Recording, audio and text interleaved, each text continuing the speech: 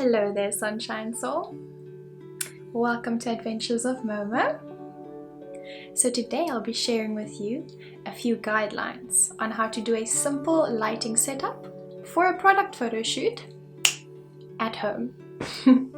So let's get creative and let's get started. The most important things you'll be needing is a table, a white background, a main source of light, and something to reflect the main source of light. I used this tiny table to put everything on, and I created the white background by attaching an A3 white paper to a piece of cardboard. So the secret is to create an infinity curve by letting the paper curve naturally. This will save you a lot of time when you're editing the photos because you won't have any distracting lines in the background. The infinity curve just makes everything white, smooth. Generally, it's better to avoid harsh highlights and harsh shadows because this will make the product look flat, and we don't want that. We want to use soft, diffused light, which will make the change from the highlights to the shadows softer, and this will make the product look more three-dimensional and it will make it look more realistic, which is what we want.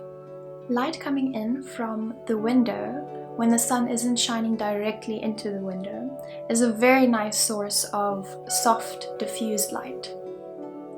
You can also use a lamp, but lamps are usually quite bright, quite harsh light. So what you can do,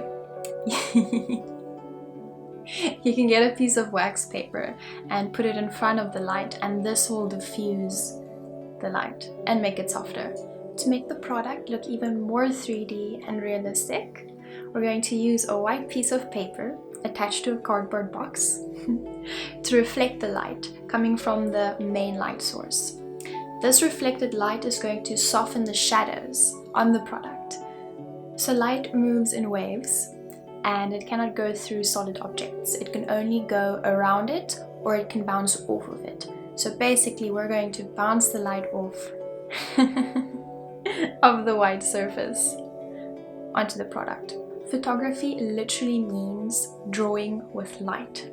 So we're basically light bending, and I think that's pretty cool. Finally, the most important part of the photo shoot is the product. So the product that I'm taking photos of is called Nourish Natural Soaps, and it's made by a wonderful lady in INSTA, South Africa. And I'm very excited for this because this is actually my first official product photo shoot since I've graduated and started my freelance career as a photographer. So I got a tip for you. Always slightly tilt the product at an angle.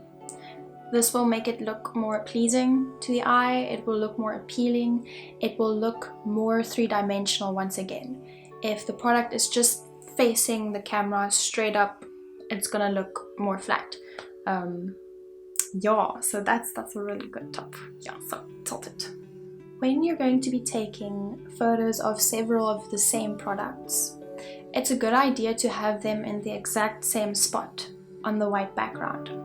This will create a more consistent look, which overall looks more professional, and it will save you a lot of time when you're editing, so that you don't have to try to crop them all to look similar or have them in the same area in the photo. So that is going to save you a lot of time. So what I did was I put the product on the white background and I made two little dots where it started and it ended. I made a line, and then as I took the photos, I would put the product on the line, and all of them would be in the exact same spot, and it looks really nice and consistent, like I said before. So my tripod was a little bit too high for the tiny table that I was using, so I used another tiny table. I stacked up a few books to get the camera at the same level as the product. The camera that I'm using is a Canon 77D, and the lens that I was using is the Nifty 50, my favorite lens. Can't show you a video of the camera right now because I'm using it to film myself. but yeah, you get the drill. I set the ISO, the lowest that I possibly could, which was at 100. I set the aperture at about 3.5, and I set the shutter speed in relation to the other settings to balance the exposure basically, and that ended up being 1/60th of a second. So it's important to create a balanced exposure, because when you start editing the photo, it will be much easier for you to do with it what you want if the exposure is balanced. If it's overexposed, that's going to cause a lot of problems. If it's underexposed, it's not that bad. I readied the products and I started shooting. So I used a remote trigger, because if the camera is not on a tripod, there is a possibility of you accidentally moving the camera when you're taking the photo. And this could cause like some minor changes in the positioning of the actual product on the photo. It's not that big of a deal, but it helps. So yeah. But there's one very, very, very, very important thing that I have not mentioned yet. This is the most important thing of all of them. Okay, are you ready? You need to have fun. The most important thing is to have fun while you're doing this. So I hope that you have fun. I definitely had a lot of fun. I hope this has helped you in some way. Thank you very, very, very much for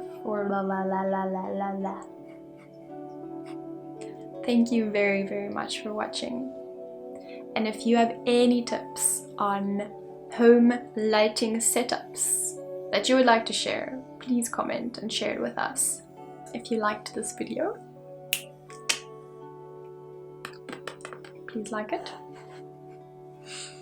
Also, remember to take a deep breath.